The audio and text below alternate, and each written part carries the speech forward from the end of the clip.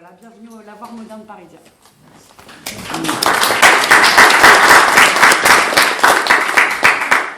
Bonsoir à tous, bienvenue à la plateforme, au Lavoir Moderne Parisien, mais aussi à la plateforme, sur la plateforme.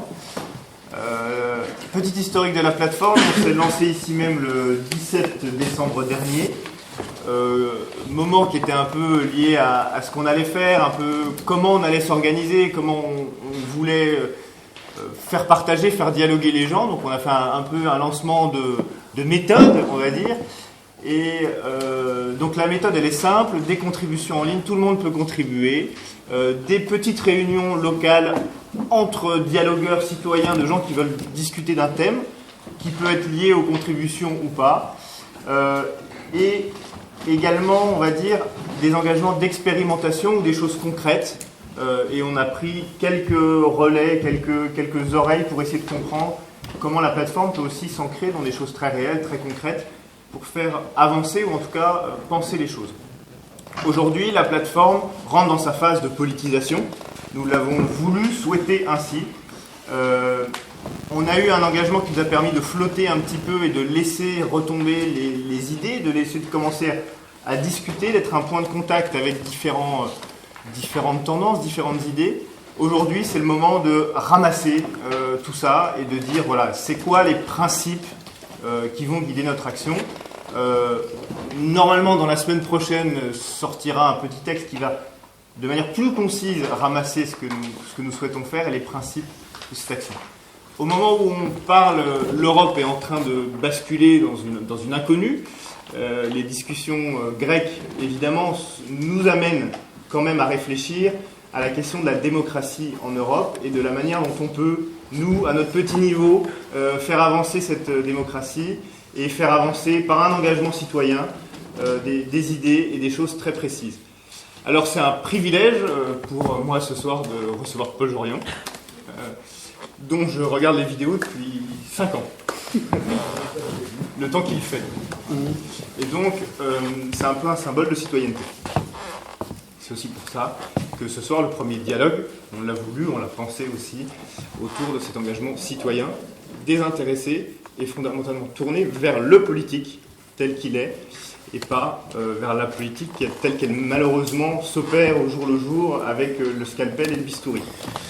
C'est un plaisir aussi, même si c'est depuis moins longtemps qu'on se connaît, d'accueillir Sophie Vanish, qui va nous amener, je crois, un petit peu le supplément de violence politique, si j'ose le terme, qui nous permettra de nous engager un petit peu plus loin dans ce moment de politisation qui, à la fois, que l'on souhaite, mais qui en même temps n'est pas chose facile, puisque c'est le moment où on bascule de l'autre côté, dans l'engagement précis et d'emporter des idées précises. Voilà, un petit mot sur comment ça va se passer ce soir. D'abord, nos deux dialogueurs vont présenter un petit peu leur sujet, comme ils l'entendent. Et puis, vraiment, dès que vous le sentez, dès que ça s'y prête, intervenez. Vous levez la main, vous dites « ça y est, c'est bon, j'ai une question » et le dialogue doit s'organiser le plus librement possible et quand même le plus organisé possible si on veut que ça tienne un tout petit peu. Valentin Priluski, et on a lancé, je me présente pas parce que c'est un collectif, donc je veux pas, c'est pas moi, c'est la plateforme. Avec une vingtaine de personnes, on a lancé ça en novembre, décembre dernier. Et aujourd'hui, on passe à un autre stade et on est heureux de vous accueillir pour nous aider à le faire et le faire ensemble pour aller un petit peu plus loin. Voilà. Bonne soirée à tous.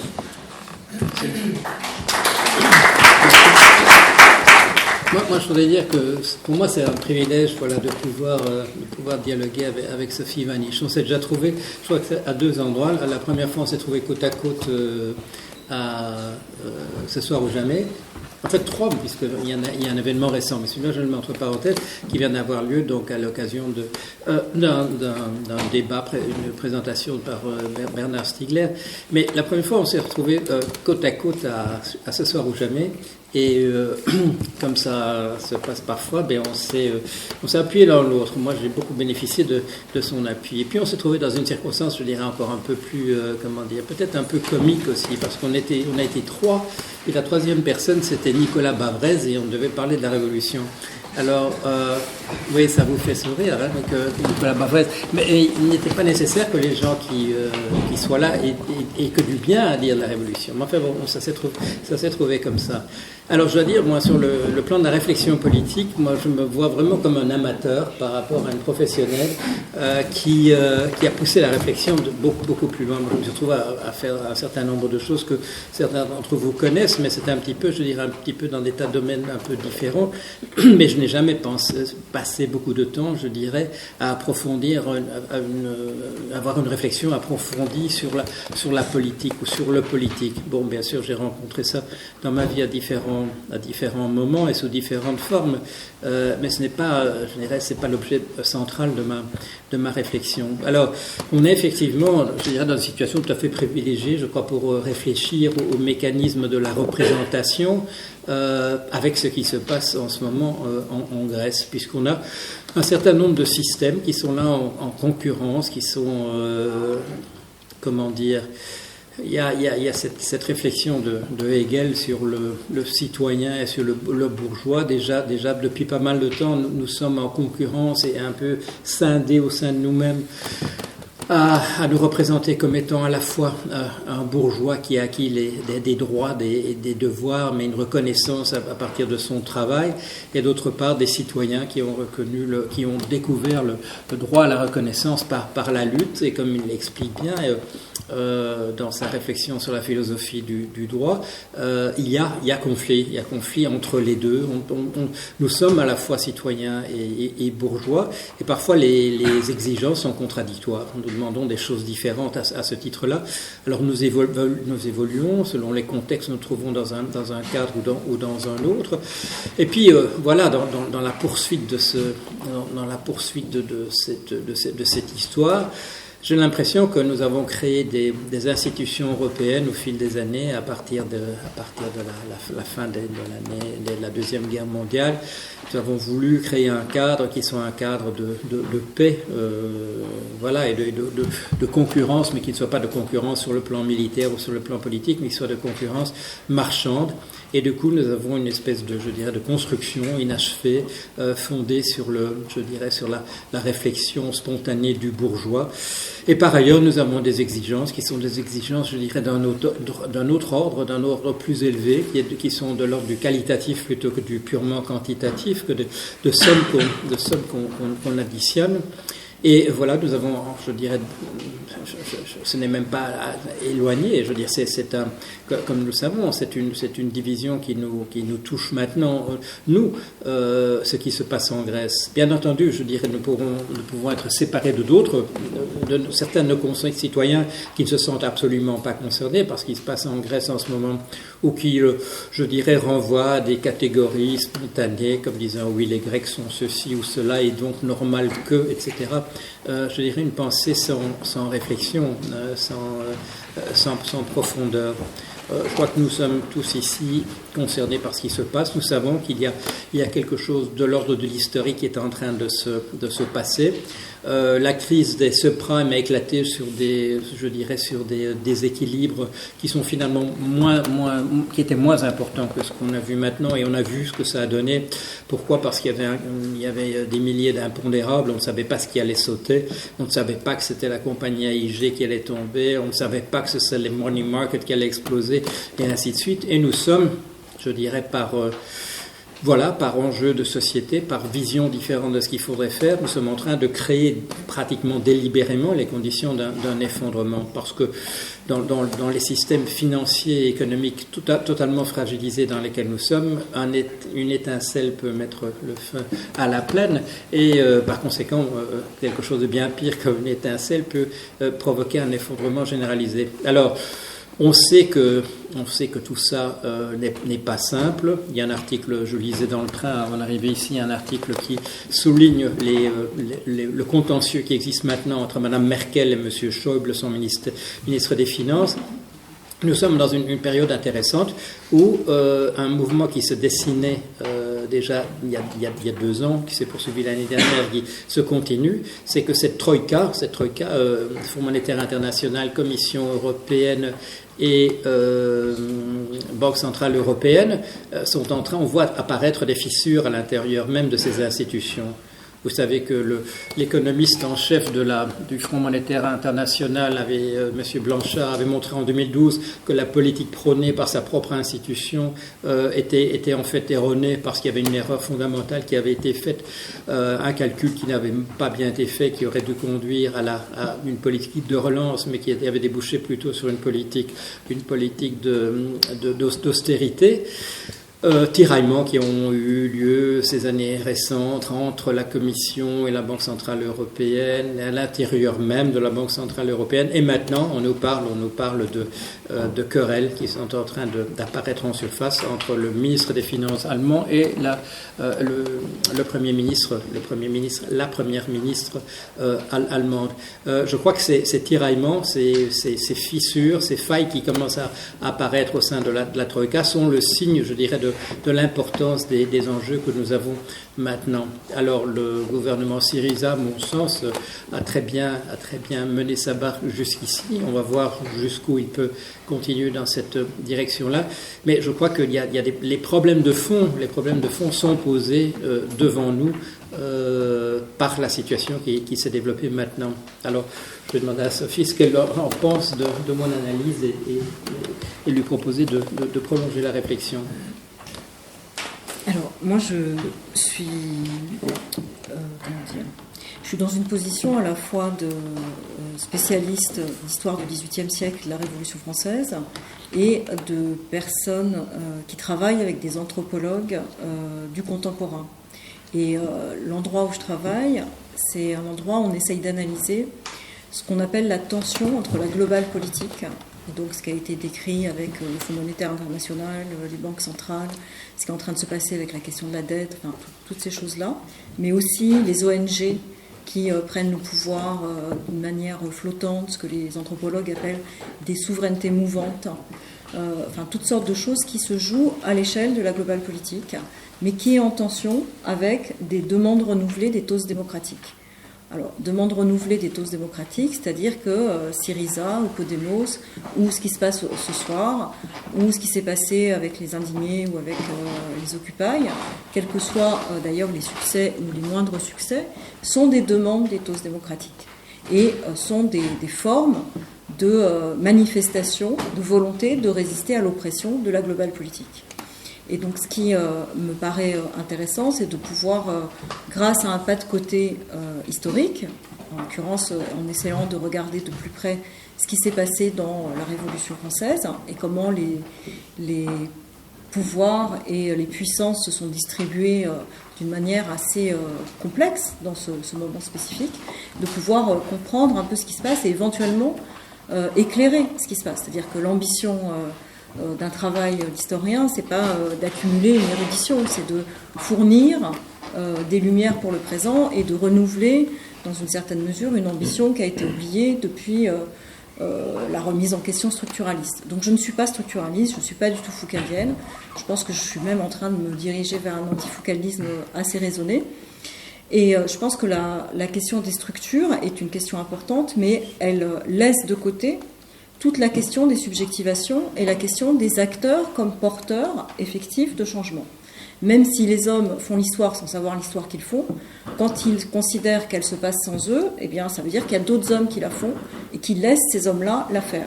Donc il y a quelque chose là qui est à ressaisir, et qui est à ressaisir en prenant la part de responsabilité face à, bien sûr, ce que j'appelle moi l'histoire. Alors, l'histoire avec un grand H ou avec un petit H, comme vous voulez, mais en tout cas, pas la discipline, l'histoire qu'on est en train de vivre et qui vient devant nous, et aussi d'essayer de ressaisir des représentations qu'on a du passé pour pouvoir avoir ce que Benjamin appelait des avertisseurs d'incendie. Il me semble que la Grèce, la situation en Grèce, c'est un avertisseur d'incendie. C'est-à-dire qu'il y a quelque chose qui se joue autour du bras de fer entre le pouvoir élu démocratiquement en Grèce et les institutions de la globale politique européenne, qui détermine, dans une certaine mesure, d'une manière assez forte, le devenir européen. Et ce devenir européen, c'est bien sûr ce qui a été évoqué par Paul Jorion, mais moi j'aurais tendance à le formuler dans les mots qui sont les miens et qui sont en partie ceux du XVIIIe siècle. C'est la question du droit à l'existence des individus, parce qu'aujourd'hui en Grèce, les gens opprimés sont aussi des individus. On parle des enfants et des bébés qui n'ont plus les moyens d'être soignés, n'ont plus les moyens d'être éduqués, et bien sûr toutes sortes de réseaux qui se mettent en place de solidarité locale qui permettent de suppléer. Mais suppléer à une absence de nourriture correcte, c'est compliqué. Je parle de choses qui sont le droit à l'existence le plus basique. Donc, c'est ce droit à l'existence qui est remis en question aujourd'hui, donc quelque chose qui est extrêmement fondamental. Donc, le droit à l'existence des individus, mais aussi le droit à l'existence de peuples souverains.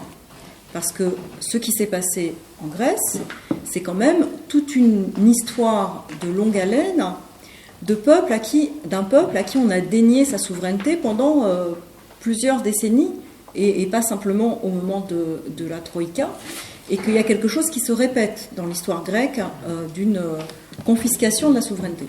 Donc c'est aussi le droit à l'existence de peuples souverains qui peuvent, à un moment donné, affirmer qu'ils veulent reprendre leur destin en main et essayer de faire bifurquer les institutions, les politiques menées, les acteurs, savoir que ce n'est pas les mêmes personnes qui prennent la direction des opérations, en tout cas l'entraînement des opérations, si on est dans un système démocratique, et que ça, c'est quelque chose qui aujourd'hui est dénié, c'est-à-dire que le fait que ce soit un pouvoir souverain élu démocratiquement n'est pas pris en compte d'une manière très forte dans le bras de fer. Le bras de fer, c'est un bras de fer comme si on était entre brigands. Et donc, en fait, ce qui est en train de se jouer, c'est aussi la remise en question de ce qu'on a appelé pendant de nombreuses années l'état de droit. Et du coup, il y a bien quelque chose de très brutal par rapport à toute notre histoire, malgré tout, démocratique européenne, avec toutes ces défaillances, ces à peu près, ces tricheries, etc. Je pense qu'on n'a jamais été aussi loin depuis la Seconde Guerre mondiale dans la remise en question des valeurs qui ont fondé le désir d'Europe. Mis à part celui qui a été fondé pendant la Seconde Guerre mondiale parce qu'il y a eu un désir d'Europe nazi, les autres désirs d'Europe ont plutôt été des désirs d'Europe quand même pour fonder de la démocratie et obtenir plus de paix. Aujourd'hui, on n'est pas dans une situation où on cherche à produire de la paix, mais où on attise en fait des rivalités. J'ai discuté il n'y a pas très longtemps, pour des raisons qui sont tout à fait, je dirais, les raisons sont sans intérêt, mais avec quelqu'un qui a participé au pouvoir en tant qu'administratrice, au pouvoir à Bruxelles des banques, et qui me dit mais quand même c'est normal que les Grecs doivent rembourser leurs dettes parce que la Lettonie a prêté. Alors qu'est-ce que ça veut dire ce genre de raisonnement ? Ça veut dire que ce qu'on dit, c'est qu'on va mettre en opposition deux peuples qui sont des peuples qui de toute manière ont un faible niveau de vie. Et elle me dit les Lettons sont encore plus pauvres que les Grecs.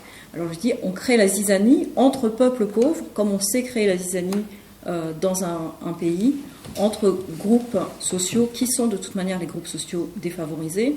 Comme ça, ils oublient quels sont les vrais puissants. Et donc il y a quelque chose qui se joue. Dans ce contexte, où, à mon avis, on est là dans un avertissement d'incendie, moi ce que j'ai eu en tête assez rapidement, en particulier au moment où on a coupé les vivres, où on annonçait qu'on allait couper les vivres à la Grèce, parce qu'il y a eu plusieurs étapes, j'ai eu le sentiment qu'on était dans quelque chose qui était analogue seulement, mais analogue à ce qui se passait vis-à-vis de la République espagnole dans les années 30.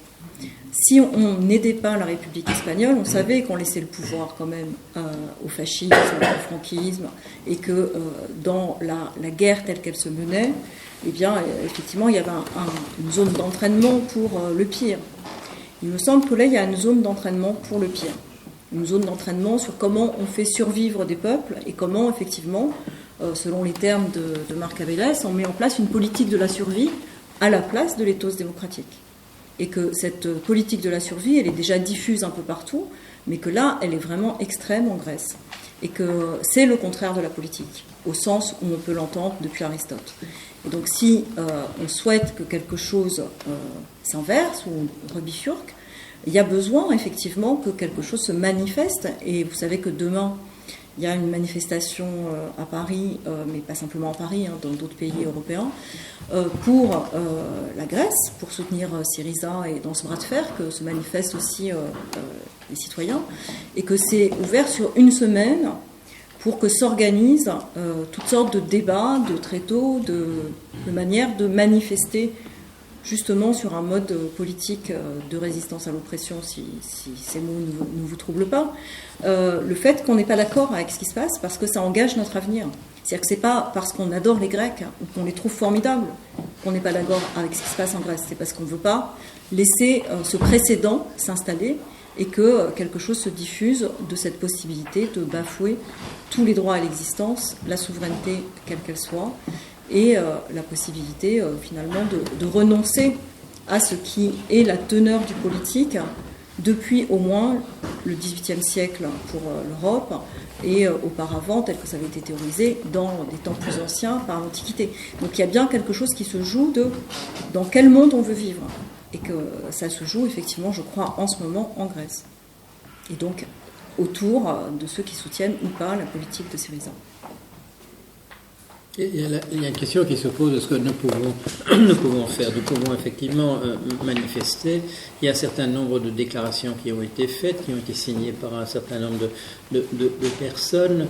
Il y a le mouvement pour justement l'évaluation de la qualité de la dette grecque qui a fait une déclaration, je crois que c'est aujourd'hui même, sur le caractère illégitime, odieux, etc. De la dette grecque. Mais nous apercevons quand même que nous sommes dans une situation où la sorte d'indifférence qui est la nôtre par rapport à ce qui se passe même dans les pays dont nous sommes les citoyens semble se refléter sur ce que nous pensons ou faisons pour l'extérieur. Quand on lance une pétition comme ça, tu as dû le voir, ça n'attire pas énormément d'attention. Il y a une sorte de comment dire, de latence dans la population, dont je ne sais pas si elle cache autre chose, s'il y a quelque chose en dessous qui est davantage que ce qu'on voit.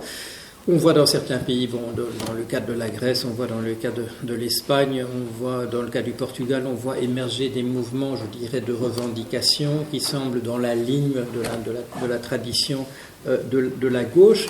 En France, on est dans une situation qui paraît extrêmement atypique de ce point de vue-là. Il y a une opposition politique qui sont menées, qui se manifeste essentiellement dans l'extrême droite. Enfin, je n'apprends rien à personne. Et il y a dans la tradition de gauche dans laquelle se situent les mouvements comme Syriza, Podemos et certains autres, il y a une sorte, je dirais, d'absence. Voilà, nous sommes peut-être 100 ce soir, mais ça ne représente, je dirais, évidemment pas grand-chose. Est-ce qu'il y a... Moi, je t'avais posé la question l'autre jour quand on était là. Je me pose des questions justement sur la situation, je ne sais pas, en 1787, en 1788. Que se passait-il dans la population ? Nous savons qu'ont émergé au moment de la Révolution des clubs. Nous savons que le mouvement des guinguettes, me dit-on, a été quelque chose d'important aussi sur le plan politique.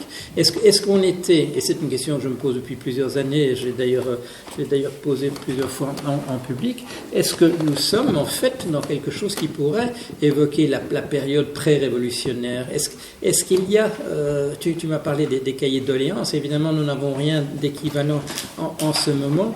Est-ce qu'il y a quelque chose qui pourrait nous faire croire qu'au niveau, je dirais, domestique ou au niveau international, on se trouve de fait, malgré la difficulté à lire en surface ce qui se passe, est-ce qu'il y a quelque chose qui pourrait évoquer une période pré-révolutionnaire dans la période dans laquelle nous sommes maintenant ? Que je peux peut-être juste compléter un petit peu la question. Vous défendez une histoire qui est une histoire sensible, c'est-à-dire qu'il y a aussi une histoire des émotions. Comment est-ce que votre analyse de la Révolution française vous permet de comprendre les ressorts de l'engagement et aussi inversement du non-engagement, ce qui revient aussi à la question de pourquoi dans certains pays on s'engage et pourquoi dans d'autres on ne s'engage pas ou on s'engage différemment. Et peut-être une autre question pour rebondir sur le terme de population qu'a utilisé Paul Jorion. Finalement, vous dites que la population, ça n'est pas le peuple. Ce n'est pas la même chose. Le peuple, c'est une catégorie politique. Ça n'est pas un synonyme de population. Comment est-ce qu'on passe finalement de cette population au peuple? Et je trouve que l'exemple grec est assez intéressant, c'est-à-dire qu'on est passé finalement d'une campagne électorale qui était extrêmement dure en Grèce, pour y avoir été avec un certain nombre de personnes de la plateforme, on l'a bien vu aussi sur place. Aujourd'hui, on a l'impression qu'on retrouve, peut-être que je me trompe, peut-être que vous me le direz, une forme de peuple qui a une forme de solidarité, y compris politique, vis-à-vis d'un gouvernement qui, il y a quelques mois, était encore extrêmement fragile dans la population. Alors, ça fait beaucoup de choses, je ne sais pas si je pourrais répondre à tout ça. Mais d'abord, sur la notion de pré-révolution. C'est une catégorie historiographique. On appelle ça pré-révolution parce qu'on sait qu'il y a eu la révolution. Donc, voilà, je n'ai pas de boule de cristal. Donc, mettons, est-ce qu'il y a des signes de situation politique analogique? Pas tellement en France. Je pense que plus en Grèce, oui. Alors, qu'est-ce que ça serait les signes? Qu'est-ce que c'est ce qu'on a appelé la pré-révolution? C'est en fait à partir de 1787, les caisses sont vides et donc on est effectivement dans un pays extrêmement endetté. Il y a un certain nombre de gens qui considèrent que quand les caisses sont vides et qu'on est endetté, il faut faire davantage d'impôts. Et que les impôts, dans un pays où il y a des ordres privilégiés qui ne payent pas d'impôts parce qu'ils sont supposés payer l'impôt du sang, reposent essentiellement sur le peuple, ou la population, comme vous voulez. La population pour rester dans la logique de ce qui a été dit. Et il se trouve que cette population ne peut plus payer davantage d'impôts parce qu'elle est déjà écrasée d'impôts. Donc elle sait que si on lui met encore plus d'impôts, elle ne pourra pas, comme on dit aujourd'hui, s'en sortir. Donc elle n'est pas d'accord et elle commence à le manifester.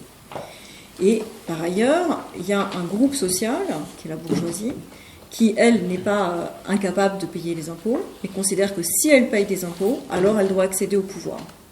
Et donc, il y a une articulation entre ceux qui ne peuvent pas et ceux qui ne veulent pas s'ils n'ont pas en échange du pouvoir, obtenir quelque chose.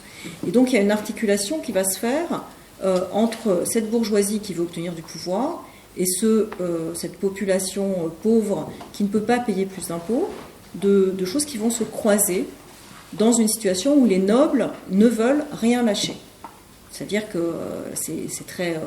les discours de Machiavel, et là on est dans la question du sensible, les émotions des grands et les émotions des petits ne sont pas les mêmes. Les petits, dit-il, veulent vivre bien et vivre tranquillement et qu'on les laisse tranquilles et qu'ils puissent prospérer d'une manière, je dirais, ordinaire, élever correctement ses enfants, se nourrir correctement, pouvoir espérer transmettre un minimum de choses à la génération suivante, pas nécessairement en termes de biens, mais en termes d'art de vivre. Mais que les grands ne considèrent pas qu'ils ont suffisamment tant qu'ils n'acquièrent pas toujours davantage. Et donc, ils sont dans l'hybris de toujours avoir plus. Et c'est au moment où ils exagèrent vraiment que le petit peuple, qui n'a pas du tout envie de se révolter parce que ça coûte cher en termes de vie quotidienne, c'est épuisant, c'est risqué, c'est dangereux, est obligé de se révolter, donc est acculé à se révolter face à des gens qui, effectivement, ne pensent qu'en termes d'accumulation toujours plus forte. Donc ça, c'est les discours de Machiavel, qui sont donc des textes de la modernité, du XVIe, du XVIIe siècle. On a cette pensée-là. Et donc cet écart et ces différents ressorts du désir de vivre sont des points importants. Je pense qu'ils sont toujours d'actualité. Je pense qu'il y a quelque chose qui a à voir avec l'excès. C'est-à-dire que dans une certaine mesure, quand les riches s'enrichissent, mais qu'ils ne le font pas savoir de manière trop voyante, ça fonctionne. Voilà, il y a des riches, il y a des pauvres, c'est comme ça, le monde a toujours été comme ça. Mais si on se met à remettre en question la vie des enfants, ça va plus, quand même. Et donc, il y a quelque chose où, quand on va trop loin, alors il peut y avoir de la révolte. Alors, un des arguments sur la France, c'est que peut-être on n'est pas encore allé trop loin, ou plus exactement, que ce qu'on appelle l'état social n'est pas encore détruit, et que donc il est encore protecteur. Et donc, on peut encore se soigner, on peut encore... les écoles sont disparates, mais on peut encore envoyer ses enfants à l'école, on peut encore envoyer ses enfants à l'université, on peut encore manger quand même plus ou moins correctement, puisqu'il y a différents publics qui sont visés par différentes chaînes de commerce. Enfin, voilà. Donc il y a quelque chose qui comme on dit, tient, et en particulier grâce à cet État social. Il semblerait que dans la logique de la globale politique, c'est quelque chose qui est visé aujourd'hui, c'est-à-dire qu'on veut détruire les différents États sociaux. Et de ce point de vue-là, eh bien, il y a quelque chose, à mon avis, qui, là, sera justement l'excès. Mais ça ne veut pas dire que les gens sont satisfaits par ce qui se passe en France. Mais ils ont intériorisé, je dirais, le sentiment de la défaite. C'est-à-dire que, je ne sais pas exactement, voilà, c'est une hypothèse que je vous livre, qui est plus politique que scientifique, mais le sentiment que j'ai, c'est que l'impuissance vécue par chacun, alors que moi j'ai plutôt le sentiment de la puissance, c'est-à-dire que je me dis, bien sûr, toute seule, non, mais si on est un certain nombre, oui, qu'on est quand même la multitude, pour le coup, qu'on est quand même nombreux, et que le 1%, 99% des Occupy était de ce point de vue-là assez signifiant. Donc la question du sentiment de l'impuissance, c'est l'intériorisation que quoi qu'on fasse, on va perdre. Et donc cette intériorisation, à mon avis, est liée au fait qu'on n'a pas des mythes fondateurs qui soient pertinents. Un des mythes encore réactivé aujourd'hui, et je ne dis pas qu'il est sans intérêt aucun, mais c'est la Commune de Paris. Et la Commune de Paris, on ne peut pas voir pire défaite pour l'histoire du mouvement ouvrier. Les gens ont été tous détruits, ils ont été soit emprisonnés, soit exécutés, envoyés au bagne. Ils se sont vendus les uns les autres quand ils étaient en prison. Donc c'est atroce, la Commune de Paris. Donc on peut nous raconter toutes sortes de choses sur la Commune de Paris, son inventivité, les choses formidables qui se sont faites dans les écoles du 18e arrondissement, etc. C'est une défaite. Et il se trouve que ici, eh bien, du côté d'une certaine radicalité à gauche, c'est le mythe important. Ça a une histoire. Ce mythe important a une histoire. Elle se réancre avec Lefebvre dans les années 68. Bon, je ne vais pas faire cette histoire-là, mais pour moi, c'est une question. Pourquoi c'est ce mythe-là qui est réactivé alors que c'est une grosse défaite? Voilà. La Révolution française, je connais bien. Aujourd'hui, c'est réactivé du côté droit. C'est très peu réactivé du côté gauche. Du côté droit, c'est la connotation de la révolution nationale, nationaliste, qui invente la nationalité. Enfin, c'est le directoire, ça. C'est quand la Révolution a perdu un premier combat. Mais malgré tout, la Révolution française, c'est un moment où on fait une vraie révolution. C'est-à-dire on passe quand même d'un régime où on est dans une société où chacun a une place fixe et sur un mode qui est assuré par l'idée de tradition et de droit divin, à la possibilité pour les individus de circuler dans la société et de passer à une société d'individus. Donc je ne dis pas qu'il faut s'en tenir là et que c'est très bien d'être juste passé de l'ancien régime à la société d'individus, mais enfin c'est une vraie révolution, c'est une vraie victoire. Et cette victoire-là n'a pas été remise en question à aucun moment, même sous la Restauration. Et donc il y a quelque chose qui là n'est plus entendu comme victoire. Et donc il s'agit de repérer comment ça s'est fait. Et ça s'est fait de manière extrêmement difficile. Aujourd'hui, ce passage, qui est un passage quand même, à mon avis, c'est le passage le plus radical.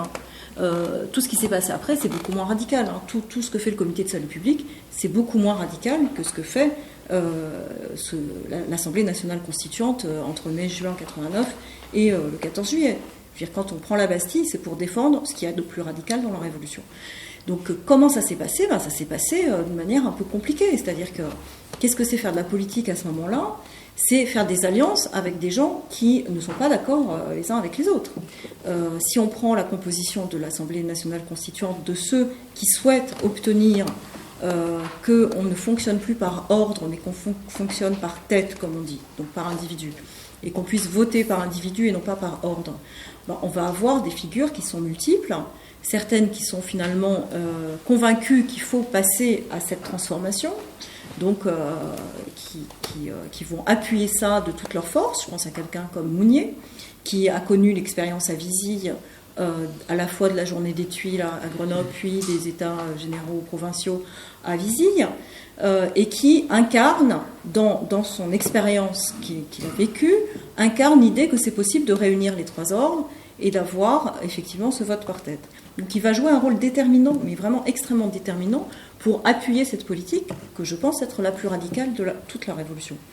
Et il va appuyer quelque chose avec lequel, au bout du compte, il ne va pas être d'accord. Il va être aussi un des premiers à émigrer, à partir.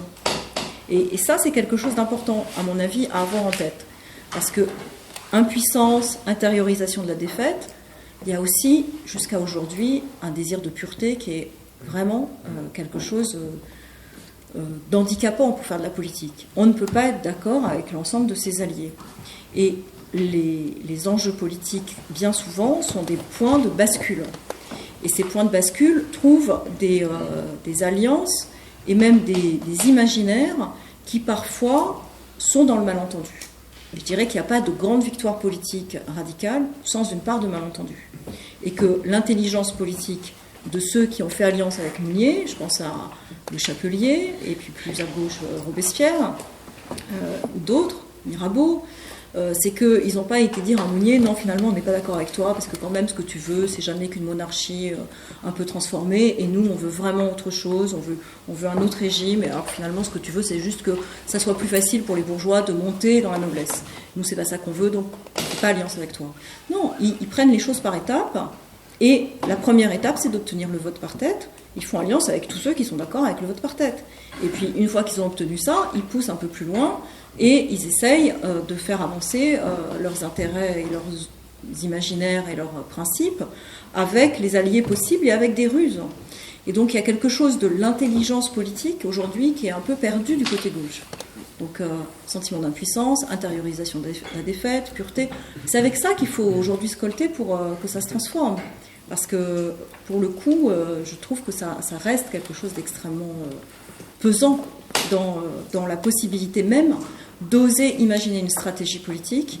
Et alors pour les tactiques, on est immédiatement un affreux Jojo qui cherche à être dans la tactique. Donc il y a vraiment là un apprentissage à faire avec la Révolution française.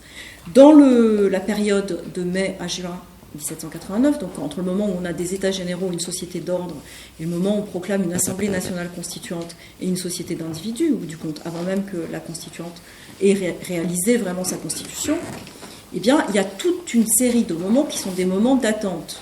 C'est des moments où on a l'impression qu'il ne se passe rien. Et en particulier entre le moment où on dit il faut vérifier les pouvoirs en commun, donc obtenir la société d'individus par tous les moyens, c'est refuser de se constituer par ordre pour vérifier que les pouvoirs appartiennent à un tel.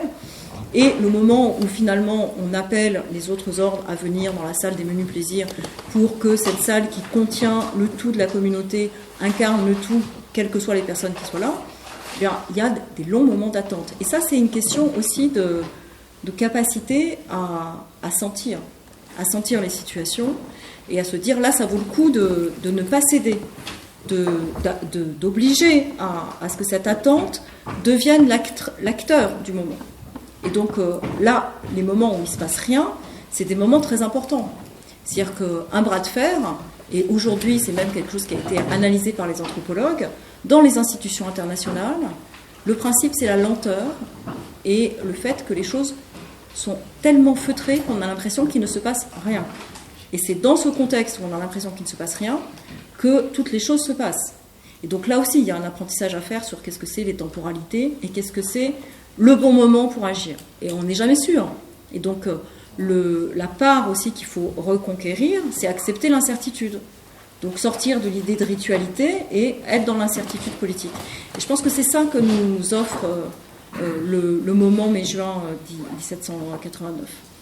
Et la dernière chose que je voulais dire sur donc le moment vraiment de bascule, c'est que au moment où on décide d'agir, il y a quelque chose qui devient lisible des alliances qui étaient fragiles.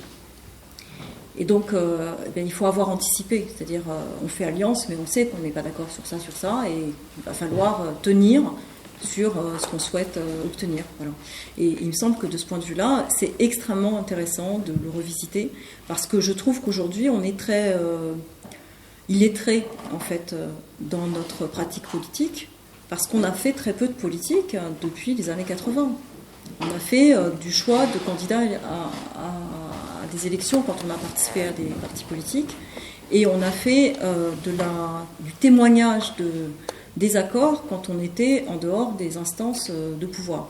Mais de la politique au sens où ça se passe pendant la Révolution, honnêtement, j'ai pas été souvent en situation d'en faire.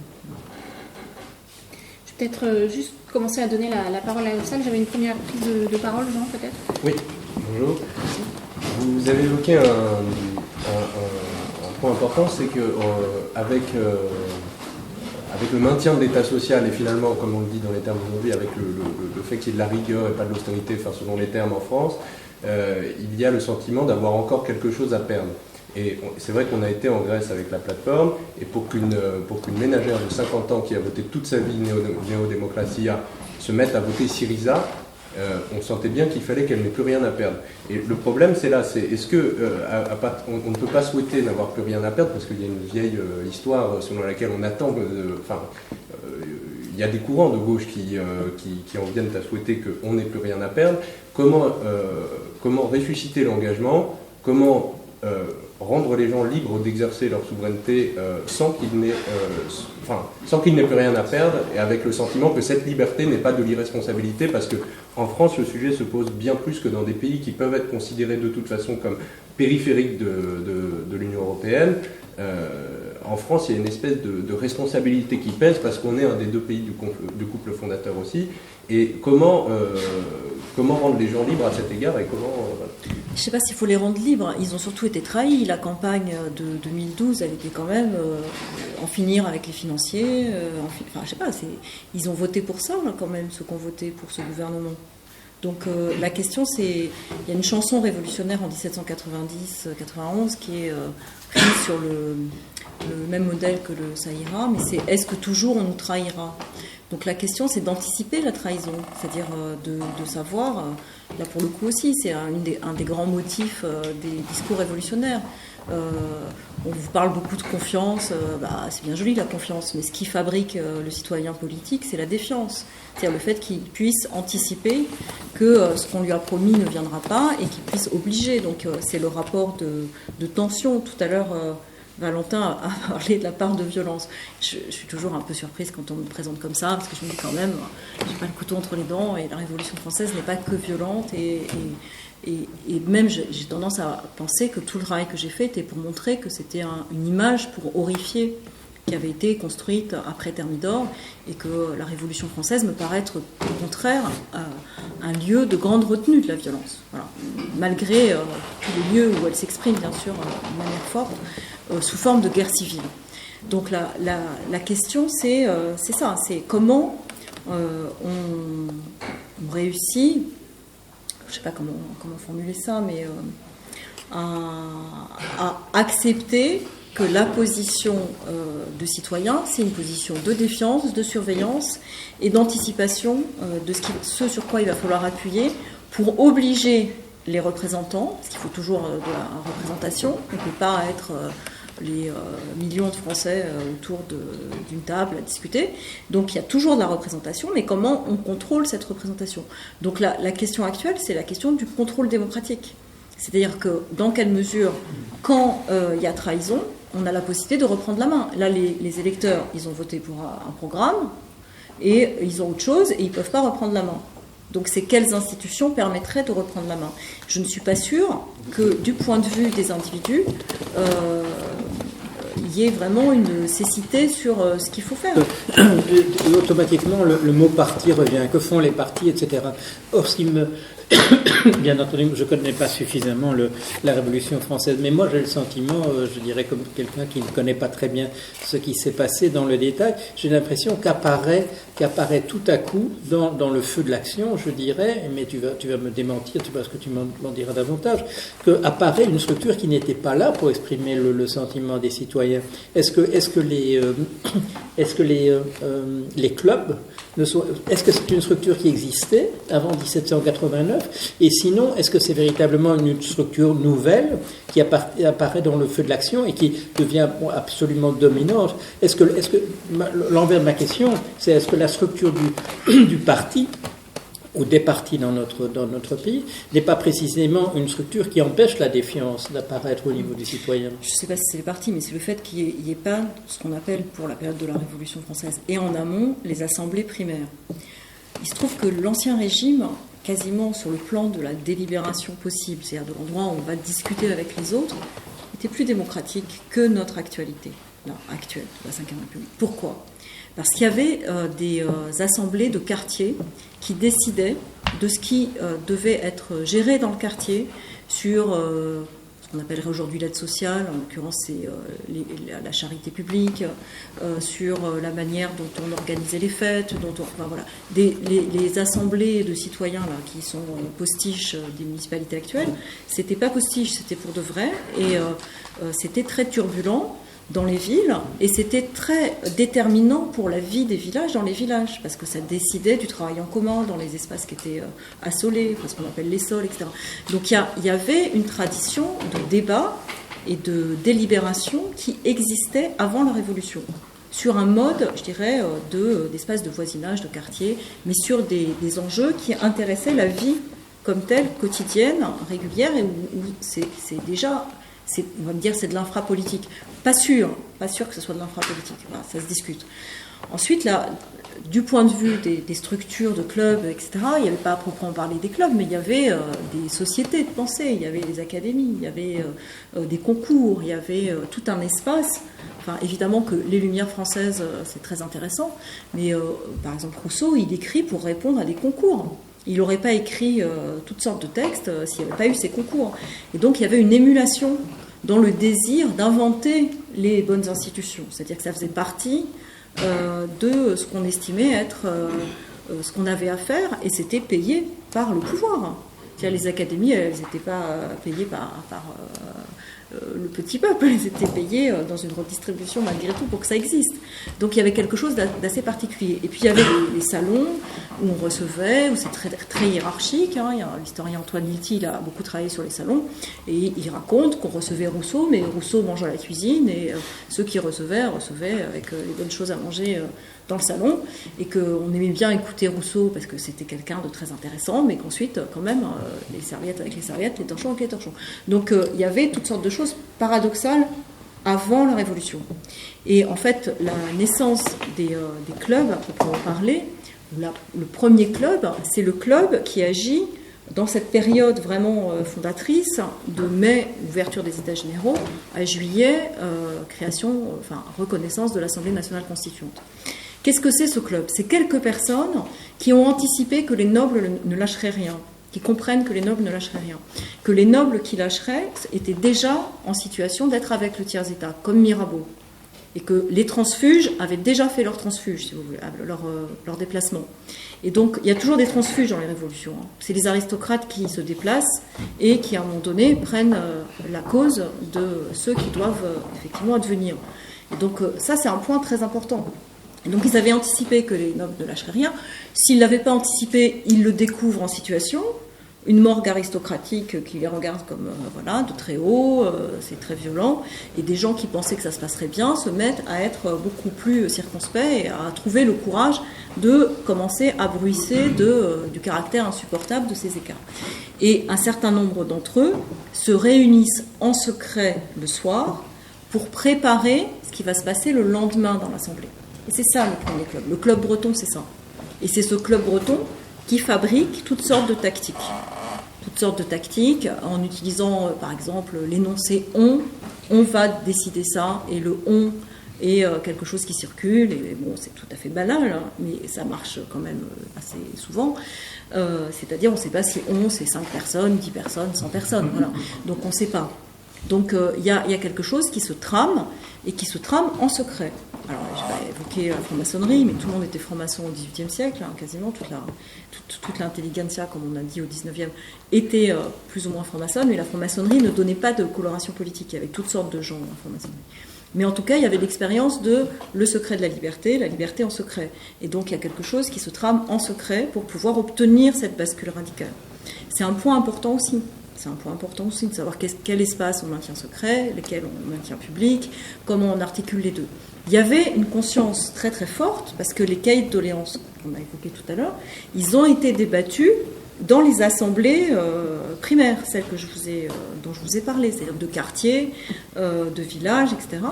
Et il se trouve que ils n'ont pas été réinventés dans chaque lieu de manière extrême. Il y a eu 5 modèles de cahiers qui ont circulé dans l'espace français, et chacun se les est réappropriés. C'est-à-dire que chaque assemblée a regardé ce qui lui convenait, c'était validé rapidement, ce qui lui convenait pas, on corrigeait, et s'il manquait des choses qui comptaient, alors on les rajoutait. ça se voit très facilement, c'est pas la même langue, c'est pas, voilà, il y a toutes sortes de choses qui permettent de repérer ces choses-là. Mais c'est extrêmement important, parce que du coup, c'était pas une segmentarité infinie, les cahiers de doléances. Segmentarité, c'est-à-dire de choses qui sont toutes différentes et chacun invente un monde nouveau sur un imaginaire qui serait singulier. Non, il y a un imaginaire collectif qui se met en place grâce à cet outil.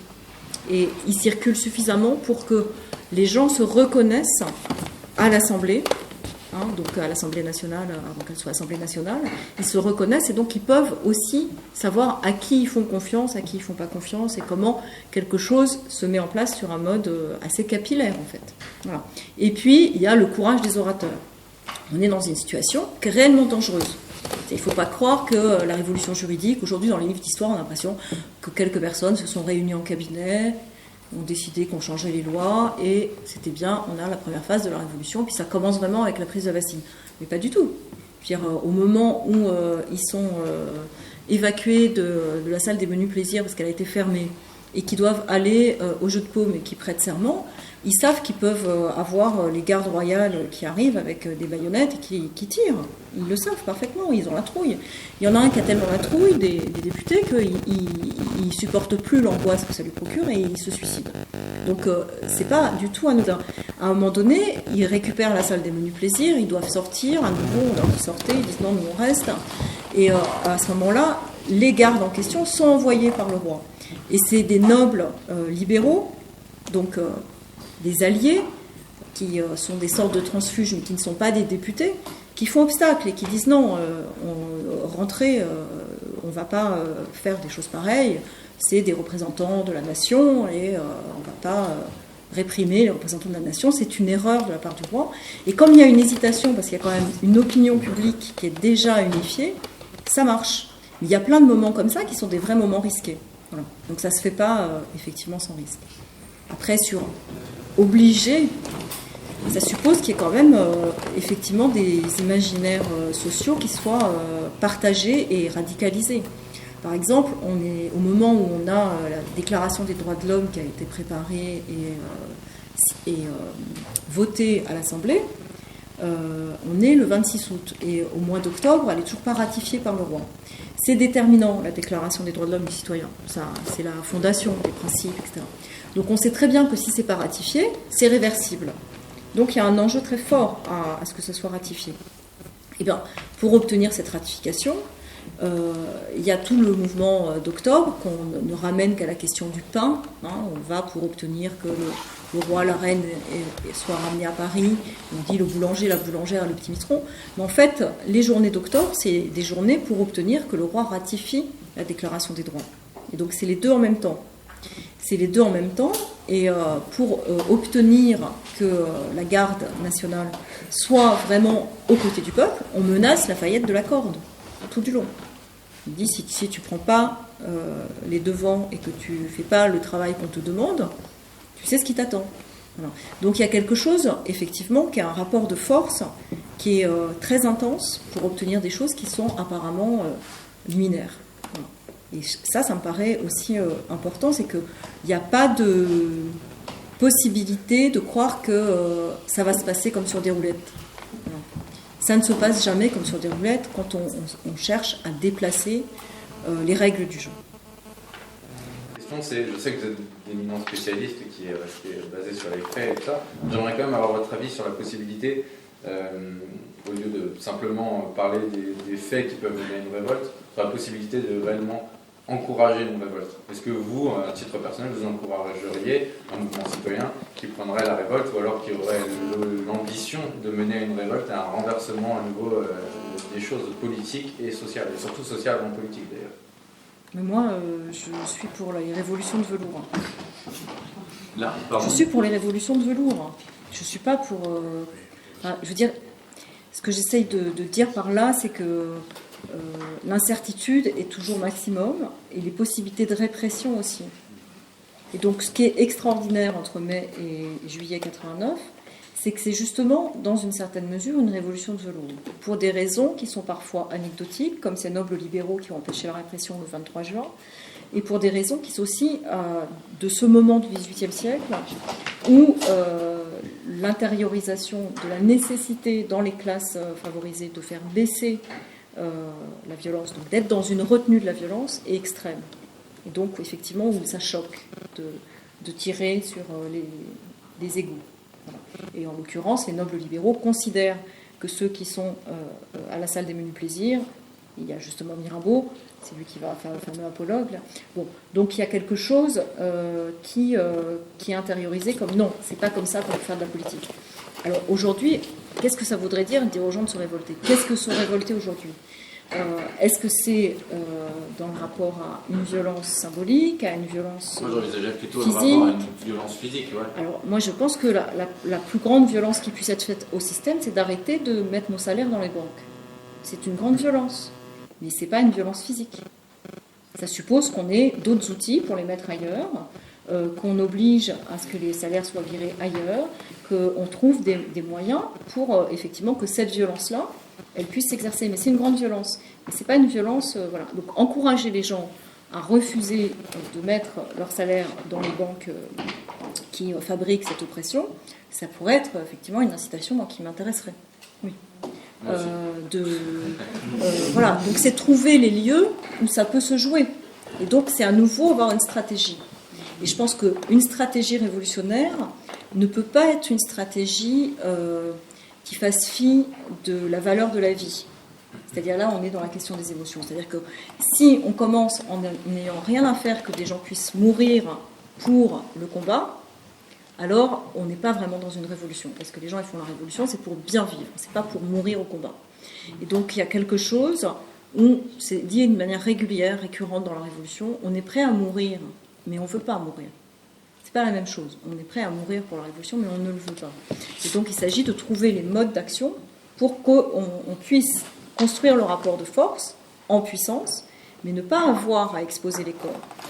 Le moment de bascule entre la monarchie et la République, c'est le 10 août 1792. Et ce que souhaite le mouvement populaire, qui est extrêmement puissant à ce moment-là, c'est qu'il n'y ait pas de combat. Et pourquoi ils sont à ce point déçus et en même temps hargneux après, enfin en colère. Ils sont en colère. Parce que c'était possible qu'il n'y ait pas de combat. Ils avaient fait des pétitions, des textes 3 jours, 10 jours avant pour montrer combien il y aurait de piques, combien il y aurait de canons, que le rapport de force était du côté populaire, que si on engageait le combat, de toute manière, les Tuileries tomberaient quand même. Parce que tous les volontaires étaient à Paris, ils étaient montés des différentes provinces, parce qu'il y avait des armes qui appartenaient au peuple, parce qu'on avait des canons, parce qu'on avait ces fameuses piques, parce qu'il y avait du monde. Et donc c'était démontré dans les journaux et dans des pétitions, dans toutes sortes de choses. Donc ils réclamaient quoi? Une révolution de velours. Et il n'y a pas eu d'ordre donné, en l'occurrence aux Suisses, du château par le roi pour qu'ils ne tirent pas. Donc il y a eu un combat, donc il y a eu des morts, donc il y a eu des veuves, donc il y a eu de la vengeance nécessaire. Et donc là, il y a quelque chose qui s'enclenche, qui, à mon avis, est ce qu'il y a de mortifère dans la Révolution. C'est le moment où, alors de mortifère, après ils se débattent avec ça comme ils peuvent, mais c'est ça qui enclenche la terreur. Et la terreur, c'est à la fois quelque chose qui cherche à contrôler cette violence, mais qui n'échappe pas à la violence sur les corps, évidemment, on ne va pas raconter n'importe quoi.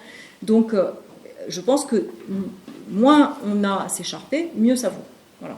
Alors, Paul Germain, sur cette même question. Oui.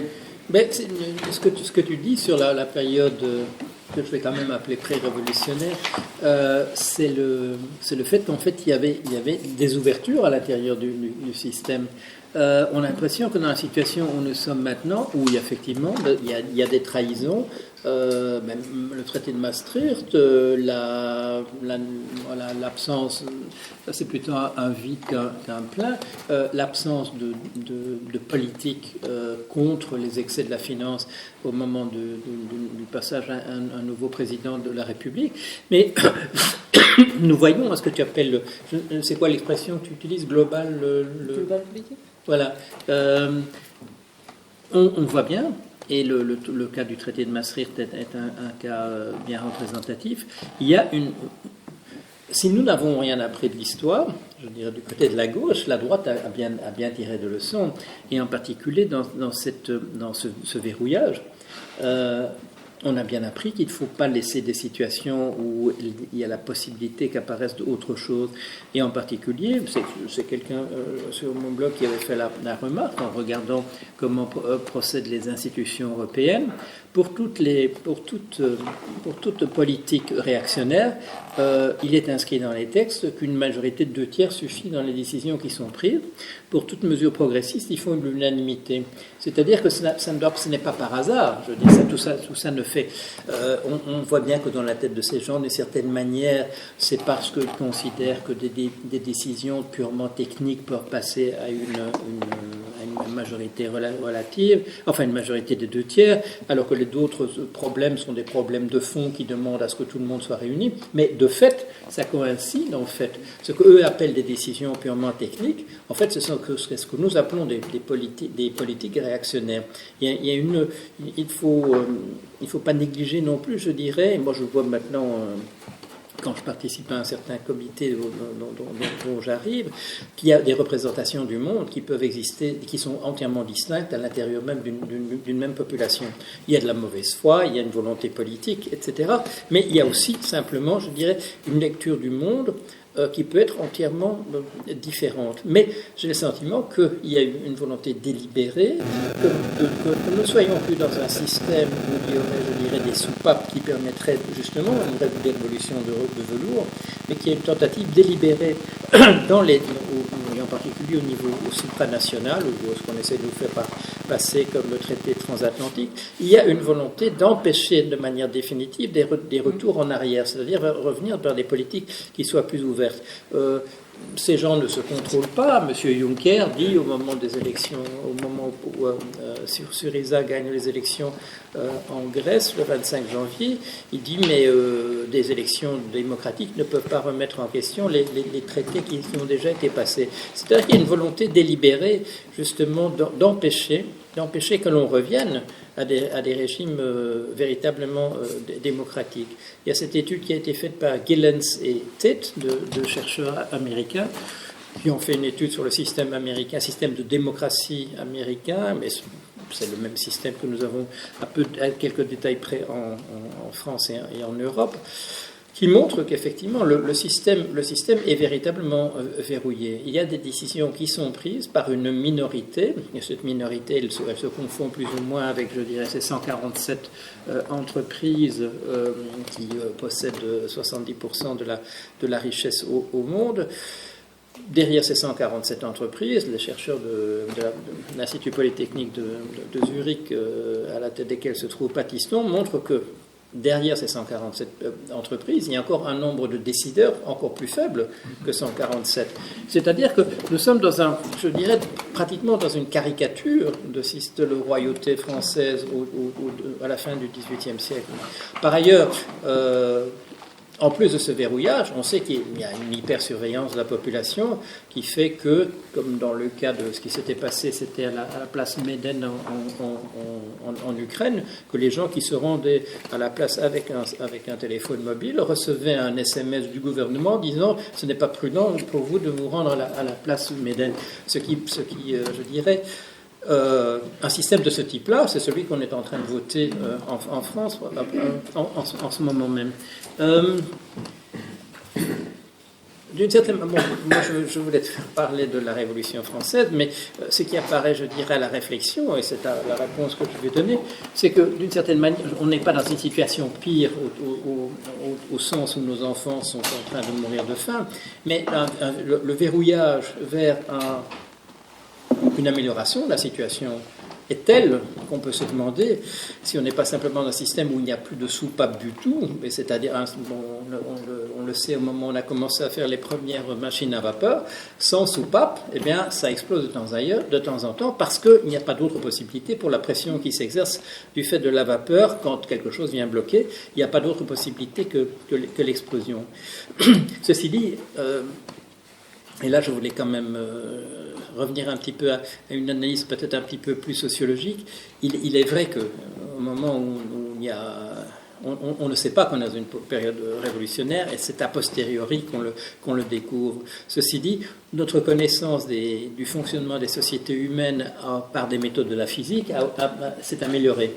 Et on peut savoir quand même écrire, je dirais de manière générale, un système critique, c'est-à-dire en fait un système qui n'a plus qu'une possibilité dans son avenir, et le moment est indéterminable parce qu'il est lié à des fluctuations qui sont indéterminables, mais où un système est sur les rails vers l'explosion.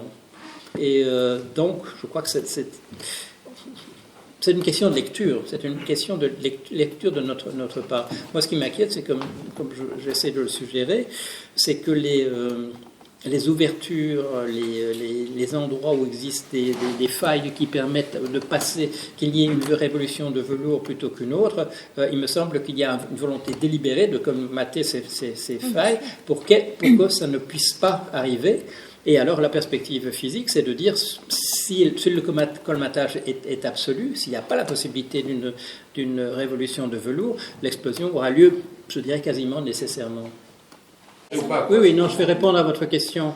Parce que j'étais en situation de l'encourager de manière délibérée. Et Sophie était là. C'était la discussion justement avec Bavresse à Lyon. Et la question m'a été posée directement dans la salle. Est-ce qu'il peut y avoir une révolution maintenant? Et j'ai dit c'est très simple. Nous sommes sur cette esplanade. Je vais à la sortie, je vais aller me mettre au milieu de l'esplanade. Et tous ceux qui veulent faire la révolution comme moi peuvent se réunir autour de moi. Et j'étais seul. Mais là on est 80 à peu près. Oui, bon, c'est ça, mais pas mal. Sur les mythes qui font que, les symboliques qui font qu'on puisse identifier, appuyer une démarche entre guillemets révolutionnaire ou de changement radical. Il ne me semble pas qu'avant 1789, il existe fondamentalement de mythes entre guillemets fondateurs français, en tout cas qui soient véhiculés par l'ensemble de la population. C'est ma première question. C'est est-ce qu'on a besoin véritablement de ces mythes ou ne sont-ils pas à créer ensemble? Deuxièmement, c'était sur la question entre guillemets du momentum. On parle effectivement de situations critiques, mais en France, on a un système qui est extrêmement institutionnalisé et dans lequel il y a peu de choses qui échappent entre guillemets, parce qu'il y a un normatisme qui est énorme, qui encadre quasiment toute décision, et qui fait qu'aujourd'hui, on est en dehors de nos corporatismes, on est incapable de pouvoir se mobiliser. Comment pouvoir créer quelque chose de populaire? Et la notion de temps long et de temps court est fondamentale. Est-ce qu'aujourd'hui, les conditions ne sont pas plus propres à créer les conditions d'une culture, entre guillemets, du peuple, d'une culture citoyenne, plutôt que de prendre les armes ou de vouloir être représentatif dans les urnes? Est-ce que c'est pas ça, véritablement, le nœud gordien, en fait, qui nous permettra véritablement de créer, en tout cas peut-être de manière un peu volontaire, les conditions du changement? Parce que c'est pas dans cette forme d'éducation populaire pour sortir, on parle de clubs. Il y en a des milliers de clubs aujourd'hui. Il n'y a même que ça. Oui, j'ai du mal effectivement à voir comment des mouvements qui veulent le changement et un changement radical peuvent se référer 2 siècles en arrière. Concrètement, quand on lit beaucoup d'histoires, on peut se représenter ça. Et je comprends pourquoi vous le faites avec autant de passion. En revanche, peut-être je chercherais plus récemment, donc c'est pour ça aussi qu'on est ici inspiré peut-être par Syriza et Podemos de cette façon-là. Est-ce que, c'est une question pour vous deux, est-ce qu'il n'y a pas des exemples dans l'histoire plus récente qui peuvent nous permettre de nous engager? Et est-ce qu'il n'y a pas des exemples en dehors de l'histoire? Est-ce qu'on cherche toujours à s'inscrire, à se comparer? Vous dites des situations analogues, mais en fait, dans ces situations analogues, ça veut dire qu'à chaque fois de faire l'effort que vous faites là, c'est-à-dire de recomparer le global politique à un système de l'ancien régime, alors qu'en fait, l'excès, il existe en lui-même, il existe sans forcément d'analogie avec des systèmes qu'on a identifiés auparavant comme totalitaires ou comme autoritaires. Alors, 2 dernières questions. Que sur les rapports de temporalité, la distance, je dirais, importe peu. C'est quelle lumière ça peut donner et quel courage ça peut donner. Donc la question, c'est dans quelle mesure un segment d'histoire, quel qu'il soit, qui soit contemporain complètement comme Syriza et Podemos, ça nous donne du courage, Syriza et Podemos. Mais je dirais que la Révolution française nous donne aussi du courage et que les Grecs anciens en ont donné beaucoup aux révolutionnaires. Donc pour moi, la question de la distance importe peu. C'est la puissance monumentale, c'est-à-dire la capacité à donner du courage. Et il me semble que c'est important. Après, ce que vous dites, mais ça peut être sans modèle. C'est-à-dire, on peut se rendre compte qu'il y a de l'excès sans se référer aux excès du temps passé. Oui, bien sûr, mais cet excès, il est constamment naturalisé. Ça veut dire qu'on considère que le monde a toujours été comme ça et on ne va pas pouvoir le changer. Et c'est ça la pesanteur. Et donc, l'usage, le levier du mythe ou le levier du monument, c'est de dire, ben non, ça n'a pas toujours été comme ça. Et il y a eu des moments dans l'histoire où on a réussi à faire bifurquer. D'ailleurs, sinon, on serait encore dans une situation où on appartiendrait à un tiers-État pour la France, ou je ne sais pas, même la féodalité, c'était encore autre chose. Bon. Donc, il y a quelque chose qui se joue dans le besoin. Vous savez, le grand géographe Lacoste avait dit la géographie, ça sert d'abord à faire la guerre. Mais l'histoire et l'éducation populaire avec l'histoire, ça servait à faire de la politique.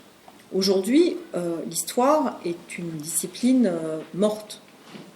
Parce que c'est de l'histoire positiviste, objectivante, et on pense que la possibilité de faire monument et d'y trouver du courage va naître du simple savoir qui a été arasé de toute sentimentalité et de toute possibilité d'y trouver à placer ses propres affects dans le présent, et du coup de pouvoir circuler d'une manière qu'on appelait dialectique dans les années 60 entre le passé et le présent. Donc elle est morte, et puis par ailleurs on n'enseigne pas grand-chose au bout du compte, et à l'université il y a une baisse des effectifs dont on ne parle jamais, mais qui est extrême. C'est-à-dire qu'il y a des amphithéâtres où il y a 10 étudiants parfois, parce qu'il y a beaucoup de disciplines proposées, beaucoup de choses proposées, mais enfin, je veux dire, c'est un moment d'étiage particulier, et surtout, ça ne fait pas du tout partie du bagage des gens qui sont en situation d'agir.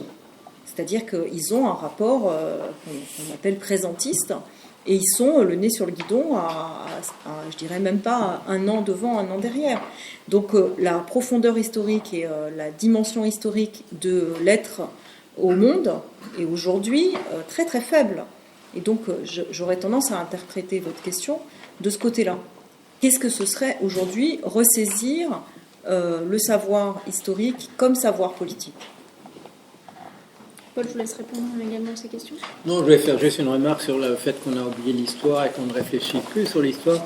Ça se passe je crois que c'est il y a 2 jours, cette déclaration des hauts fonctionnaires socialistes qui s'appelle les Gracques, qui est une condamnation en termes grossiers et insultants du peuple grec.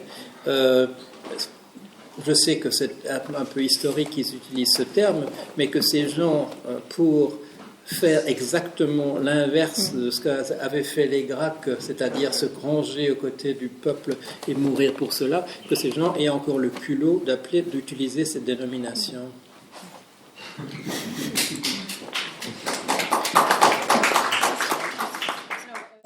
Je ne crois pas que les gens soient satisfaits. Mais par contre, la segmentarité est tellement forte qu'on retombe sur je ne suis pas d'accord avec la loi renseignement, mais quand même, qu'est-ce que je peux faire ? Et finalement, il n'y a pas eu de vrai appel. Et moi, je connais personne autour de moi. Bon, je ne suis pas quelconque non plus, mais je connais plein de gens qui ne font pas de politique du tout, qui sont dans d'autres champs, qui font, je ne sais pas, de la psychanalyse, par exemple, donc qui sont un peu dans un monde différent, etc. Évidemment, ils sont horrifiés par cette loi, mais ils n'ont pas pris la peine de se manifester dans l'espace public. Et donc, la question, c'est aussi des gestes qui permettent de dire le désaccord, qui aujourd'hui sont absents. Alors moi, j'ai pas de réponse immédiate, mais l'hypothèse que j'ai, c'est que on est suroccupé aujourd'hui, c'est-à-dire qu'on est dans des rythmes d'une très grande intensité quand même, on n'a pas toujours conscience, mais on a des emplois du temps qui sont saturés. Et donc, en fait, c'est un effort en plus pour pouvoir s'intéresser à ce qui se passe, et ensuite un effort encore en plus pour pouvoir agir sur ce qui se passe. Et il me semble que là, ça a à voir avec la promesse non tenue de ce qu'était le ministère du temps libre, ou la réduction du temps de travail, etc. L'imaginaire qui était posé par le ministère du temps libre, c'est que ça libérerait du temps pour pouvoir faire ce qu'on voulait, mais aussi pouvoir œuvrer en tant que citoyen, ou œuvrer en tant qu'artiste, ou œuvrer en tant que ce qu'on ne fait pas pour gagner sa vie. Hein. Et que, en fait, aujourd'hui, tout est projeté vers plutôt de la consommation. Donc ça, c'est une première hypothèse, il y a une promesse non tenue. Et puis, d'une manière beaucoup plus latente dans la société française, si on croit aux hypothèses de la transmission familiale, eh bien, dans les périodes récentes difficiles, ceux qui ne se sont pas manifestés, eh bien, ils sont passés entre les gouttes et on leur a raconté que finalement, c'était mieux de passer entre les gouttes que de se manifester. Je pense bien sûr à ce qu'on a appelé l'attentisme pendant la Seconde Guerre mondiale, mais aussi à d'autres moments, pendant les guerres coloniales, etc. Et donc il y a quelque chose d'une culture de l'attentisme en France qui est forte. Et il n'y a pas de culture de la résistance qui soit forte, parce que la résistance a perdu dès 1953 du point de vue du monument, sur la question des monuments. Parce que dans l'espace public, à partir du moment où on a l'amnistie des collaborateurs, eh bien... Finalement, il y a quelque chose qui s'écroule dans l'incapacité des résistants qui ne sont plus d'accord entre eux parce qu'ils n'ont plus un combat commun à mener, qui sont divisés politiquement. Ils ne sont pas capables de se réunir et ils ne sont pas capables de maintenir justement l'esprit de la résistance à partir de ce moment-là. Donc on est héritier de quelque chose de très très très fragile de ce point de vue-là. Alors je ne sais pas, je n'ai pas de boule de cristal ni de recette magique pour réinventer la possibilité d'avoir le désir de résister. Il y a toute une série de gens en sciences politiques qui réfléchissent sur qu'est-ce qui a conduit les gens à résister, pourquoi, comment, quelles émotions, quelle trajectoire individuelle, quelles émotions primordiales, enfin il y en a comme ça tout un stock. Honnêtement, je pense que c'est quelque chose qui doit plus saturer l'espace social. C'est-à-dire qu'il me semble qu'il n'y a pas assez de circulation. C'est-à-dire que là, on est un petit nombre.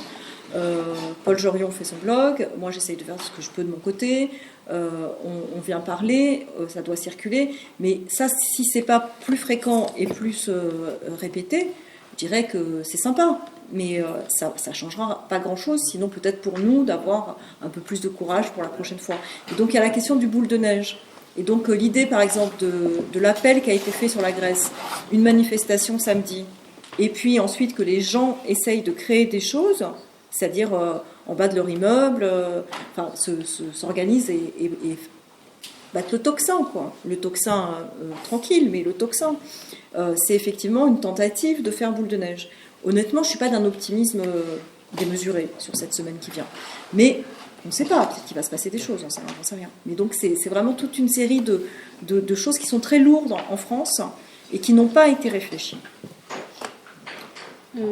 Oui, sur la déception, on a un certain nombre de personnes qui croyaient effectivement qu'on a créé un ascenseur social et qu'il resterait là, qu'il serait toujours là. Alors on nous dit, on a toujours, en fait, on a encore l'État-providence, ça continue à fonctionner. Mais dans les événements qui, je dirais, qui ont un peu valeur de symbole, comme Maastricht, comme les promesses sur la finance ennemie, etc., il y a aussi, datant de 2008-2009, il y a le fait que la protection sociale a été massivement utilisée pour protéger ceux qui avaient déjà de l'argent en 2008-2009, que le contribuable a été mobilisé, et pour des sommes qui sont considérables par rapport à ce qu'on dépense, je dirais, ordinairement pour aider la population qui est en difficulté. Les gens ordinaires peuvent voir qu'on a, sous prétexte de risque systémique, on a mis l'argent du contribuable essentiellement à maintenir des fortunes qui étaient déjà existantes, et que la différence essentielle entre 1929 et 2008, c'est qu'en 1929 et dans les années qui ont suivi, les riches ont perdu énormément d'argent, alors qu'en 2008, ce qui s'est passé, qu'on avait un système complètement verrouillé justement pour protéger les fortunes importantes, et qu'est-ce qui s'est passé entre 2008 et maintenant? Une accélération encore de la concentration de la richesse. Donc on est dans un système où, en fait, la protection sociale a joué massivement. Cet événement, je dirais, du sauvetage des grandes fortunes, on ne le voit pas, on ne le situe pas à l'intérieur de l'histoire. On sait qu'il y a un événement tout à fait exceptionnel, mais on ne l'intègre pas dans le fonctionnement de nos institutions.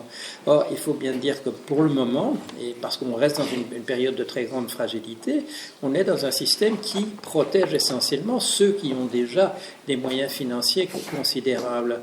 Dans la ligne de ce que je disais tout à l'heure, une conversation que j'ai eue récemment, vous savez que dans le cas de Chypre, au lieu que ce soit l'État qui soit venu à la rescousse des banques en difficulté, ce qui s'est fait, c'est qu'on s'est tourné vers les gens qui avaient de l'argent déposé dans les banques et on a proposé, et on l'a fait d'ailleurs d'une manière moins radicale finalement qu'on avait proposé au départ, mais qu'il y a un impôt de fait, c'est-à-dire qu'une partie de l'argent qui se trouvait sur des comptes en dépôt a servi à combler le trou qui s'était creusé.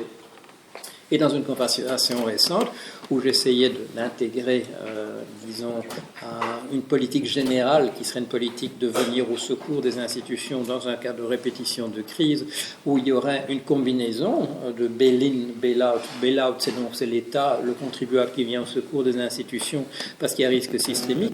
Bail-in, c'est demander aux citoyens qui ont des comptes importants, des sommes qui sont disponibles, d'intervenir. Et là, la réponse a été tout à fait typique de ce que j'ai dit précédemment. On m'a dit oui, mais une politique de bail-out, on peut la faire dans une situation de crise, et une politique de bail-in, c'est-à-dire d'aller sur les comptes, eh bien techniquement, une fois de plus, techniquement, ce n'est pas possible. C'est toujours l'argument technique qui permet, comme dans ce que je disais tout à l'heure, sur le fait que des mesures progressistes demandent une unanimité, donc sont très difficiles à réunir au niveau européen, mais que des mesures réactionnaires peuvent être obtenues en utilisant simplement la possibilité de réunir 2/3 des voix parmi les votants, les nations qui font partie de l'accord. Et là, pour le coup, c'est la manière dont les normes aujourd'hui sont inscrites à l'intérieur des techniques, quelles qu'elles soient. Et du coup, elles ne sont pas toujours lisibles. Il faut les désencastrer pour les rendre lisibles. Alors, on va repasser peut-être aux questions de la salle. Alors, j'avais 3 questions. Valentin. Alors, moi, j'ai une question très simple, c'est pourquoi l'histoire, le récit, l'identité, le populaire est passé à droite.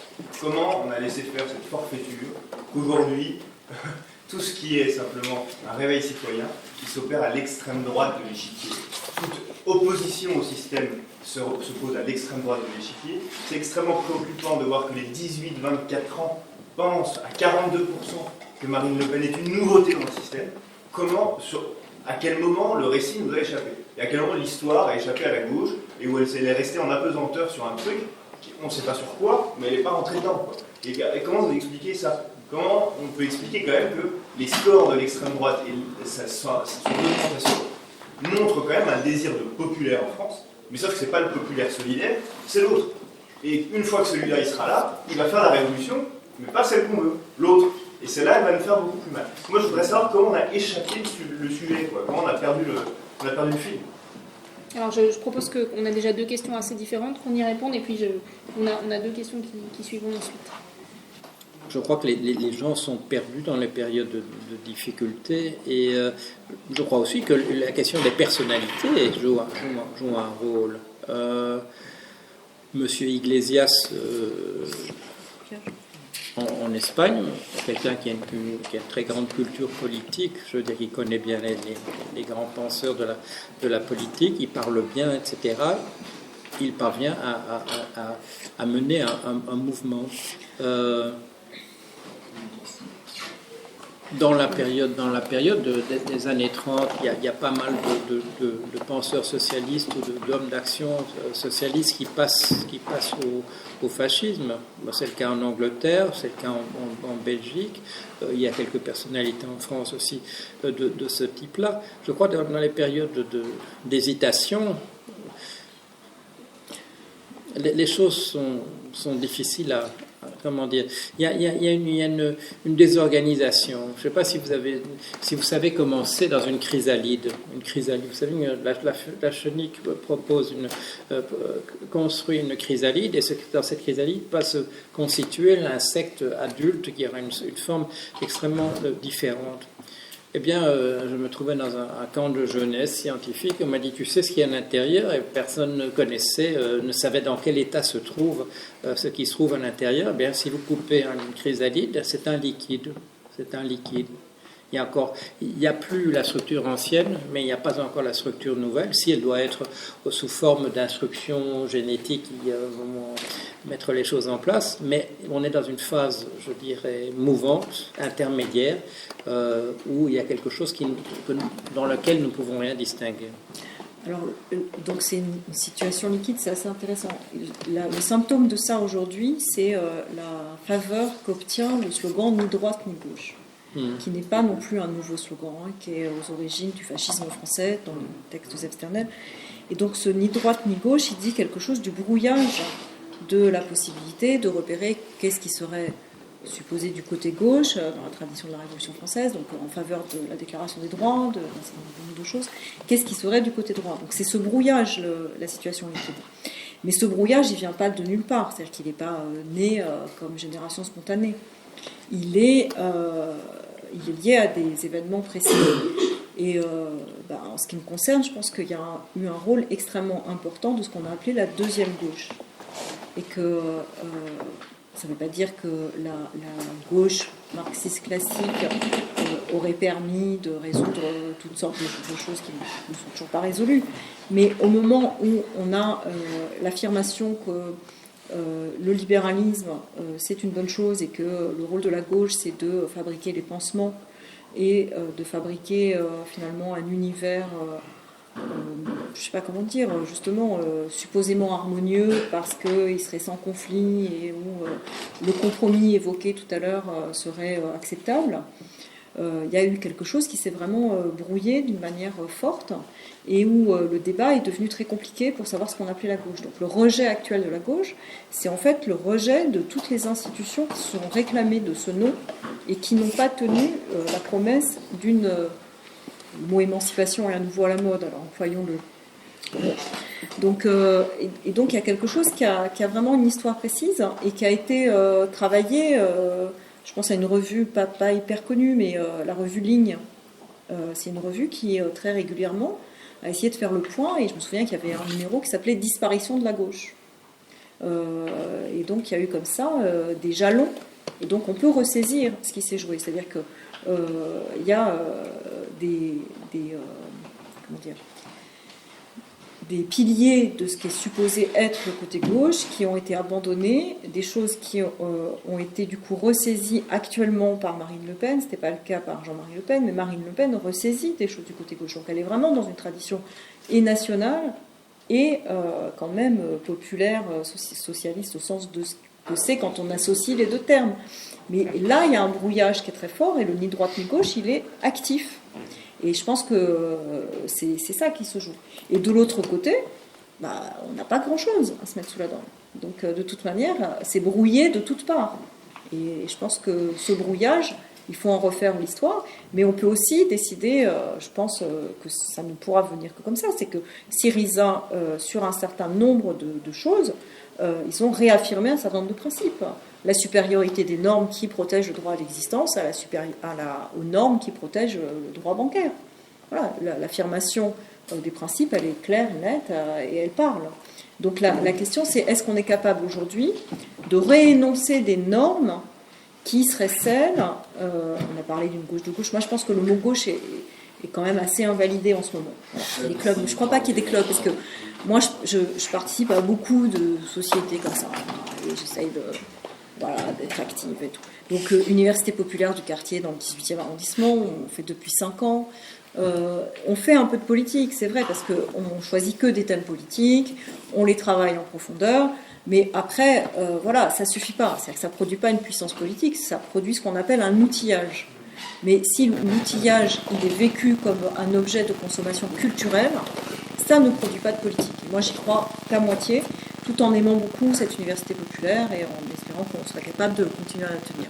Donc, c'est des clubs, c'est plutôt des académies, je trouve, mais assez populaires du point de vue de la classe sociale, encore que c'est plutôt middle class que populaire au sens strict, mais c'est plutôt des lieux où on va discuter. Donc, c'est pas rien, je trouve que c'est important, mais moi, c'est ce que j'appelle les institutions civiles. C'est pas des institutions politiques, c'est des institutions civiles. On en a besoin pour s'appuyer dessus, pour pouvoir faire de la politique. Mais faire de la politique, c'est au-delà, c'est se donner la possibilité de contrer les puissances négatives, et donc d'être puissant. Et ça, c'est l'hypothèse de savoir qu'est-ce qui permettrait de redonner puissance. Pas simplement de s'éduquer, mais de redevenir puissant. Et ma sensation, c'est que ces différents lieux pourraient basculer s'ils avaient la possibilité d'être mieux reliés. Parce que pour le moment, tous les lieux qui essayent de penser la politique sont des cénacles. Ici, c'est un gros cénacle, on est, je sais pas, 80, environ, j'en sais rien. Et parfois, il y a des tout petits cénacles de 15-20 personnes. Parfois, même moins.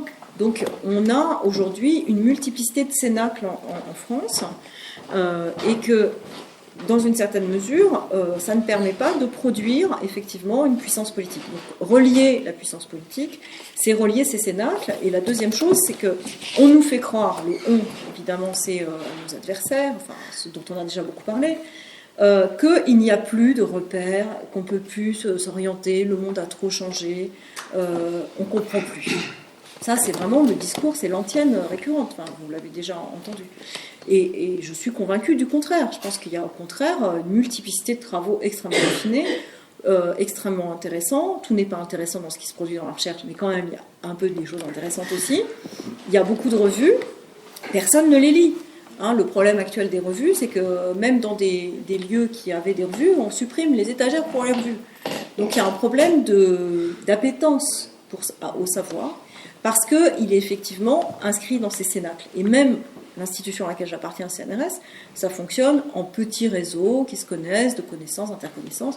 Mais si vous arrivez et que vous connaissez personne, mais c'est hyper dur de connaître les choses, parce que l'annuaire du CNRS suppose que vous sachiez où sont les gens. Mais il n'y a pas de possibilité de repérer où ils sont si vous ne les connaissez pas déjà. Donc il y a quelque chose qui est complètement labyrinthique, et il n'y a pas de facilité à créer les liens. Donc moi, le sentiment que j'ai, c'est que pour refaire puissance, il faut recréer les liens et trouver des lieux centraux. Et les lieux centraux, aujourd'hui, ne sont pas si compliqués que ça à fabriquer du point de vue technique, parce qu'on a des outils avec Internet qui permettent de fabriquer des lieux centraux. Mais aujourd'hui, Internet fabrique aussi de la segmentarité et du cénacle. Chacun a son blog, son site.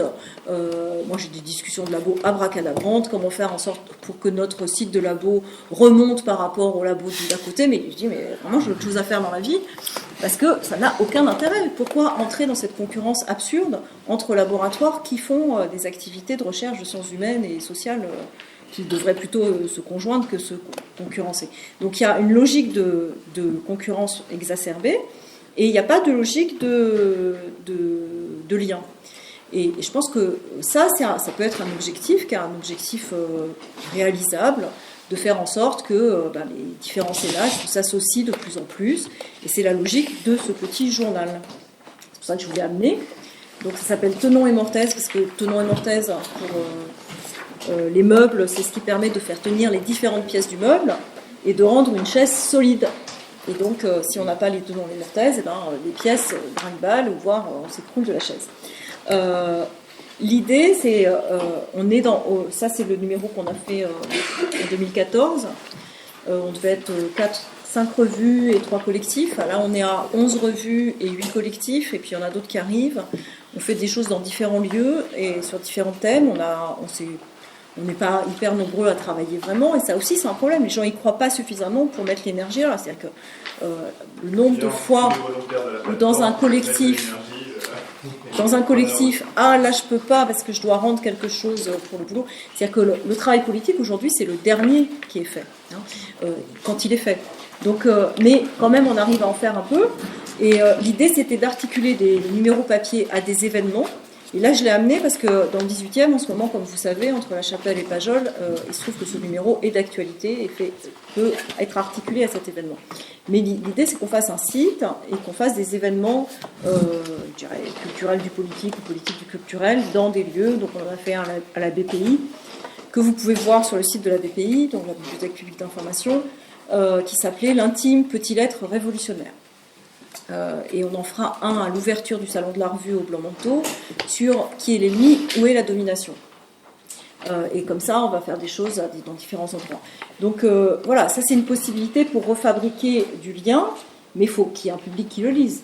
Donc ça ne suffit pas de le fabriquer. C'est déjà bien de le fabriquer parce que du coup on se connaît mieux entre les différentes revues, c'est pas si mal. Parce qu'il y a des logiques patriotiques de revues qui sont terribles, aussi patriotiques que celles des labos. Donc il y a quelque chose là qui permet de relier. Donc voilà, je voulais amener pour que vous puissiez voir et éventuellement participer réfléchir à voir si c'est le bon outil ou pas, mais en tout cas, je pense qu'on a besoin d'outils comme ça. En tout cas, c'est une question. Alors, la question du lien entre les instants, je vais redonner tout de suite la parole à la salle. Il y a quelque chose aussi, nous, qui nous tient à cœur à la plateforme, c'est la question du sens qu'on redonne aux mots.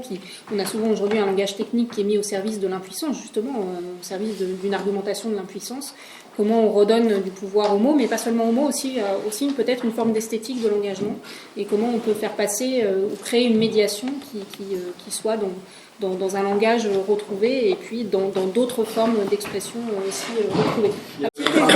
La question de l'égalité en tant qu'elle est la production d'une liberté comme non-domination, elle remet en question un mode du libéralisme.